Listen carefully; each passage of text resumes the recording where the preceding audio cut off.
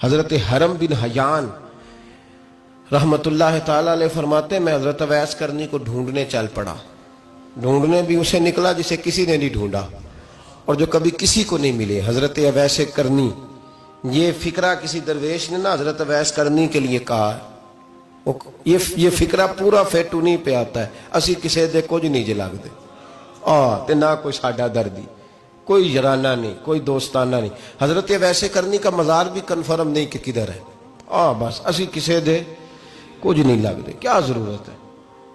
بس ٹھیک ہے، اپنا جو ہے انداز سارے زمانے سے علیحدہ کر کے رکھا انہوں نے، علیحدہ، الگ تھلگ. تو حضرت خواجہ اویس کرنی کو ڈھونڈتے ڈھونڈتے کہتے ہیں میں گیا، کرن گیا. حضرت حرم بھی نہیں، یہ داتا صاحب نے اس کو لکھا ہے. فرماتے ہیں میں گیا تو مجھے لوگوں نے کہا وہ تو حج کرنے چلے گئے. کہتے ہیں جب میں مکے گیا تو میں نے لوگوں سے پوچھا اویس کرنی آئے تھے؟ کہنے لگے ہم تو نہیں جانتے. یہ تو میرے جیسے لوگ ہوتے ہیں نا جن کی تصویریں زیادہ نکلتی ہیں تو جن کی ویڈیو زیادہ ہوتی ہے تو لوگ زیادہ جاننے لگتے ہیں، ورنہ رب کریم کے بندے تو چھپے ہوئے چکر میں پڑے ہی نہیں. کون اویس کرنی؟ تو انہوں نے کہا کہ حضرت اویس کرنی، چہرے پر برس کے داغ ہیں، کمزور سا وجود ہے، داڑھی زیادہ گھنی نہیں. جب حالات بتائے تو کہنے لگے اس طرح کا ایک شخص آیا تھا، اس نے طواف کیا تھا. پہلے بھی دنیا کرتی ہے پر جب اس نے کیا ہے نا تو اس کے طواف نے وہ خود بھی رویا ہے اور بھی بڑے روئے ہیں. وہ جب حجر اسود پہ آیا ہے تو رنگ بدلتا دیکھا ہے. کہا وہ کدھر گئے؟ کہنے لگے پورا نہیں پتا، اتنا ضرور خبر ہے کہ ان کے انداز بتاتے تھے کہ اب مدینے جائیں گے. جناب حرم بن حیان کہتے ہیں پھر میں مدینے گیا، میں نے خواجہ اویس کو ڈھونڈا. میں نے کہا یار میں نے حضرت خواجہ اویس کرنی کو ملنا ہے، کسی نے بتایا ہے کہ وہ مدینہ شریف آئے.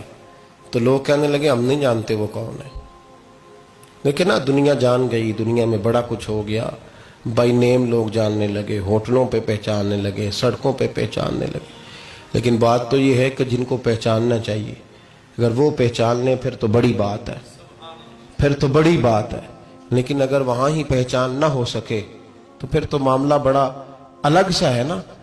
عزیز بھائی، حضرت خواجہ اویس کرنی کے بارے میں پوچھا تو مدینہ شریف کے زائرین اور وہاں کے مقامی لوگ بھی کہنے لگے کوئی نہیں پتا، ہم نہیں جانتے، ملے ہی نہیں. تو کہا باریک سا وجود ہے، پرانا سا لباس ہے، برس کے داغ ہے، چہرے پہ داڑھی زیادہ گھنی نہیں، کسی کو پاس نہیں بٹھاتے. اور پھر ایک جملہ اور کہا سنا ہے روتے ہیں تو بڑے درد سے روتے ہیں، سنا ہے بھیگی رہتی ہیں پلکیں، سنا ہے ان کی پلکیں بھیگی رہتی ہیں. میں 2-4 دن پہلے کسی سے سن رہا تھا شعر، اس نے کہا تھا ایک واری میری آنکھیاں تو انہوں نے اتھرو پونجے سن ہن چسکا پہ گیا رونے دا ہر ویلے یا ہوزاری ہے. تو کہتے ہیں کہ وہ اس طرح کی اس کی کیفیت ہے. کہتے ہیں میں نے کہا یار وہی تو اویس کرنی تھے، کدھر گئے؟ کہنے لگے کوئی خبر نہیں. جب وہ آئے ہیں تو ان کے آنے کا انداز ہی نرالا تھا، سسکیاں اور آہیں نکل گئیں اس شخص کی جب وہ مدینے آیا. حضرت حرم بن حیان کہتے ہیں میں ڈھونڈتا رہا، تلاش کرتا رہا، پھر میں ان کو ڈھونڈتے ڈھونڈتے عراق میں آیا تو نہر فرات کے کنارے ایک کمزور سے آدمی کو ریت کے ٹیلے پر بیٹھ کے وضو کرتے دیکھا. کہتے ہیں جب ان کا وضو مکمل ہوا تو میں نے کہا السلام علیکم. تو کہتے ہیں انہوں نے چہرہ نہیں پھیرا، وہیں بیٹھے بیٹھے کہنے لگے وعلیکم السلام یا حرم بن حیان،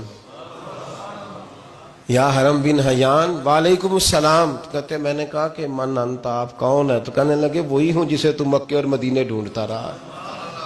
تو کہتے ہیں میں نے کہا حضور آپ میرا نام کیسے جانتے ہیں؟ بڑا خوبصورت جملہ ہے، اللہ کرے آپ کو یہ یاد رہ جائے. سبق کبھی نہ بھولنا، یہ سبق کبھی نہ بھولنا. بابا صاحب کے مزار پہ گئے تو خالی آ گئے، داتا صاحب گئے تو خالی ایسے ہی چلے گئے. ہم فارغ لوگ تھے، کوئی کام نہیں تھا کہ بابا فرید کی گلیوں میں گھومتے رہے. ہم فارغ تھے کہ 2 بجے حضرت سلطان باہو رحمت اللہ علیہ کی جالیوں کے سامنے کھڑے رہے. ہم کو پتھر چاٹنے والے لوگ تھے کہ آدھی رات بیت گئی اور ہم بزرگان کرما والا شریف کھڑے رہے. یہ کیسے ہو گیا کہ محدث اعظم کے مزار پہ کھڑے رہے؟ ایسے ہی کوئی بات تھی؟ حضرت اویس کرنی بول کر فرمانے لگے، کہنے لگے کیا کہا تو نے کہ میں تجھے کیسے جانتا ہوں؟ فرمانے لگے تو مجھ سے پیار کرتا ہے، عارف تو روحی من روحی کا، میری روح تیری روح کی جاننے والی ہے. یہ روحوں کا رشتہ ہے، یہ خطا نہیں جایا کرتا. عرفت روحی من روحی کا، میری روح تیری روح کو جانتی ہے. یہ کیسے ہو گیا؟ کوئی ایسے لوگ تھے تو اتنی جگہ مجھے تلاش کر آیا اور میں تجھے جانوں نہ؟ یہ کیسے ہو سکتا ہے؟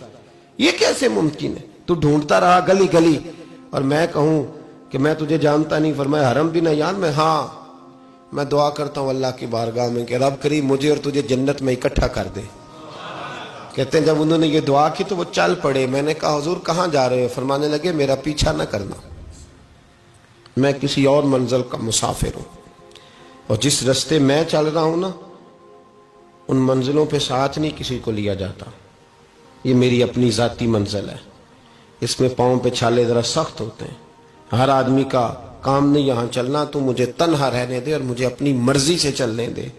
کہتے میں نے منت کی تو کہنے لگے بس تو نے جد و جہد بڑی کی تھی تو تیرے ساتھ ملاقات کر لی، تجھے پہچان لیا، تیرے ساتھ بات کر لی، ورنہ میں کہہ چکا ہوں اسی کسے دے کچھ نہیں لگ دے. اسی لیے میں نے حضرت غالباً امام شورانی رحمۃ اللہ علیہ کے حوالے سے پڑھا ہے کہ قیامت کے دن جب حضرت ویسے کرنی جنت میں جائیں گے تو ممکن ہے اس وقت بھی لوگوں کو دیدار نہ کرایا جائے، بلکہ امام شورانی کہتے ہیں اللہ 70,000 فرشتے ان کی شکل کے پیدا فرمائے گا اور ان کے جھرمٹ کے اندر چھپا کے انہیں جنت میں داخل کرے گا.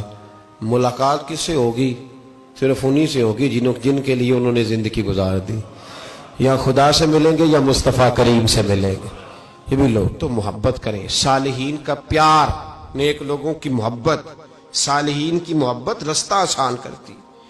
کوئی شک نہیں کہ زمانے میں سارے لوگ اچھے نہیں ہوتے، برے لوگ بھی آئے ہیں مارکیٹ میں، ہوتے ہیں، لیکن 2 4 5 10 بروں کو لے کر کے اچھوں کی محبت چھوڑ دیں گے، نیک لوگوں کا ذکر چھوڑ دیں گے، ان کا پیار چھوڑ دیں گے، ان کا تذکرہ پڑھنا چھوڑ دیں گے، ان کے پاس بیٹھنا چھوڑ دیں گے.